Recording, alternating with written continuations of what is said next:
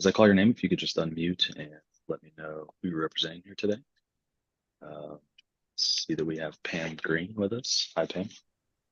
Hi, Pam Green, Easter Sales Redwood, President and CEO. Okay, welcome back. Donnell Otten. Donnell Otan, Easter Sales Redwood. Okay. And Zach Fine. Zach Fine, I'm an architect with BHDP. All right, and we also have Wes Menzel here from the planning department. Good morning. All right, on the applicant owner side, are we expecting anyone else to join us here today? This should be it. Okay, great. I'm going to read through our hearing script. This will just cover the procedure for the hearing, and then we'll get started. This is the July 17th, 2024 session of the zoning hearing examiner docket. My name, again, is David Sturkey. The case before us today is case number ZH20240080. That's 2901 Gilbert Avenue. The purpose of this hearing is to allow applicants and any potential opposing parties to testify and to offer and refute evidence and testimony. This hearing will follow the rules found in the zoning code and the supplemental rules of the zoning hearing examiner. All testimony and evidence that an applicant or any potential opposing party wishes to offer must be presented at this hearing. The hearing will proceed as follows. The applicant, the applicant's attorney, or the applicant's agent will first present the applicant's case. If we did have anyone here from the public, they would have an opportunity to speak after the applicant had presented its case. Excuse me. I'll hear from the planning department to provide any testimony in addition to the staff report.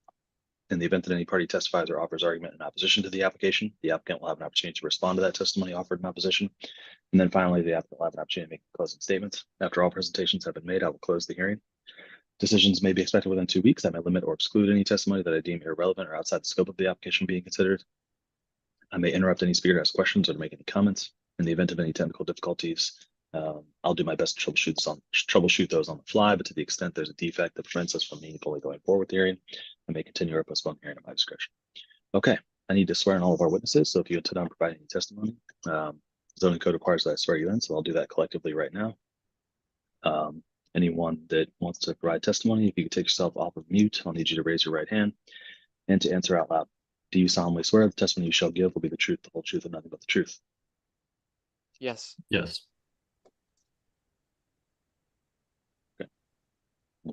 Mr. Auden, you could just take yourself off mute and Sorry about that. yes. Okay, no problem. All right. Who's going to be taking the lead here on the presentation? So I can give a quick rundown. Pam, unless you wanted to say anything about Easter seals, I know we were here not too long ago with another request, David. I kind of went through the background of this project that I think you're familiar with. Yeah, I'll do that. I need to chime in. I will. All right, sounds good. So I think, again, I want to thank everybody for their time today. I think we've got a pretty simple request today. During the course of our design, we discovered the need for another sign. So what we're looking for today is a ground sign. So in this district, the ground sign is permissible, but it's a conditional use. So the first thing we're asking for is a conditional use approval for the sign itself. The second thing we're asking for is a variance for the width of the sign. So I'll pull the drawings up here in a second, but what we've proposed for the sign, it meets the requirements for the setbacks, it meets the overall height, it meets the overall area, but it exceeds the width. One of the things we did is tried to specifically make this sign friendly for a pedestrian area. So we kept the height quite a bit lower than the height limitation. In exchange, we're kind of asking for a little bit of additional width to make that make it work. So that said, I can pull up the drawings that were submitted. Okay.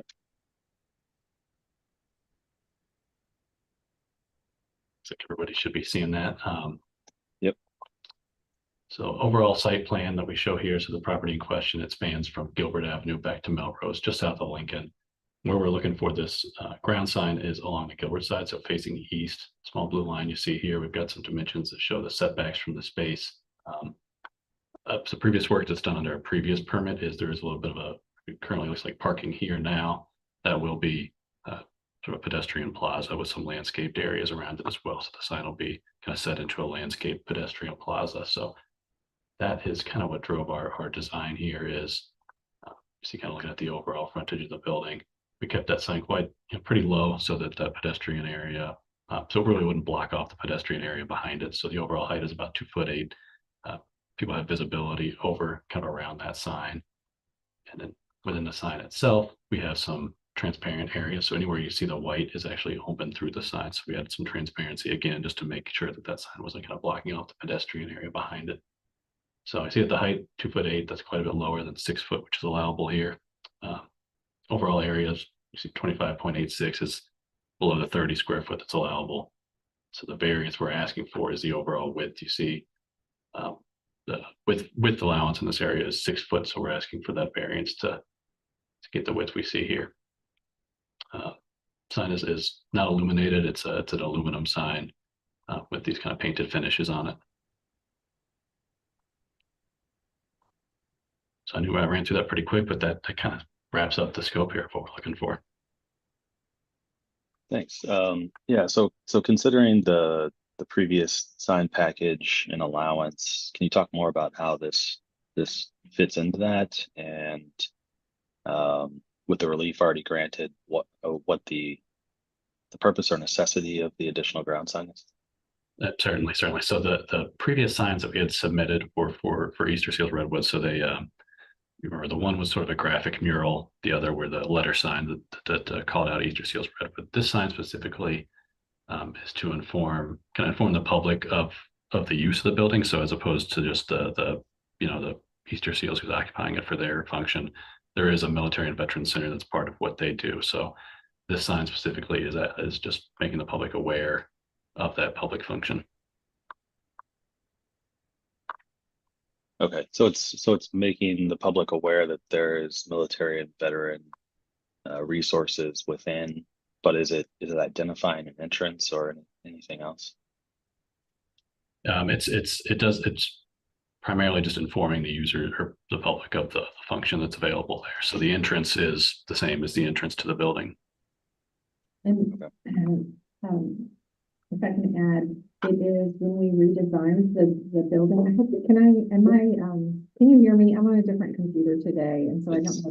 It's a little soft on my end. Maybe just try getting a little closer to the microphone. Yeah, as I say, I'll get closer because I don't know how to do anything technologically to make it better. So I'm happy to repeat anything that you're unable to hear.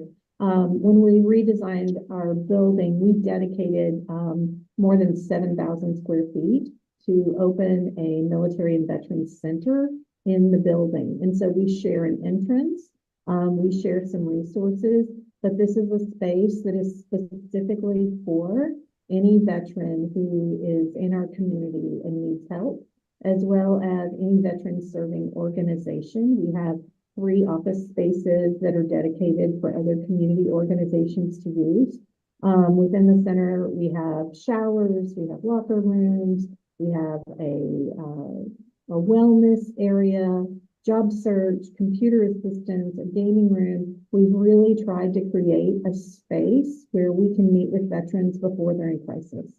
And so with this signage, when people think of Easter Seals, veterans isn't what comes to mind first, and we recognize that, although most of the veterans that we serve do have a disability. And so from my perspective, this signage is as much about making sure that veterans know this is a place that you can go. There's a center here for you. Okay. Was there any consideration to consider the military and veteran language on the previous signage that was approved? As I recall, there was a mural like sign, correct? Yeah. Why was military and veteran left off of that signage? One of the overarching ideas with this military and veterans center, so this is a kind of the plaza in front of that. I think the idea was to capture a space and create a space along with the sign. So we have all the flags, the American flag, and then the flags of the military branches kind of surround this. So part of the sign is to create a space while advertising that fact, whereas the previous kind of mural was really more so about just lightening up the building. So, it was treated as a sign, but really it was kind of just a way to get some color on the building on a kind of dated looking facade that was starting to fail, to wrap that up and create some visual interest, so to speak, as opposed to being a sign itself. Got it. Okay. All right. Anything else? All I have from my end. We'll move over to the planning department. Wes, anything you want to add? Good morning. Not really, although I would just say that maybe in the findings section, the wider width allows the sign to be lower in height, you know, and have the same kind of geographic size or whatever. So maybe that's a additional parameter to consider, to keep that pedestrian oriented feel along that block. But that's it. Thanks. All right. Has the new signage or the signage from the previous approval, has that been installed yet? It has not been installed yet. It's still in production. Okay, got it. All right. Anything else from the applicants on this before we adjourn? No? Okay, hearing nothing. All right, so we'll leave it at that. I have had a chance to review the application materials and the staff report. I am inclined to approve this. I think I'm going to take another visit out there and just get a little bit of a sense of the grounds and the scale and everything before I make a formal decision on this. As you all are aware of the process, I will, as soon as that decision is made, I'll put it in writing, put it in the PDF, and email it to all of you once it's complete. If it is approved, as you know, again, Wes can approve the zoning permitting on his end as soon as he receives my formal decision. Any questions about any of that? Okay, great. Well, thank you all again for your time, your testimony here today. If you have any questions in the meantime or want a status update on the decision, feel free to reach out to me directly. I'm happy to answer any questions and give you an update. Thank All right. you.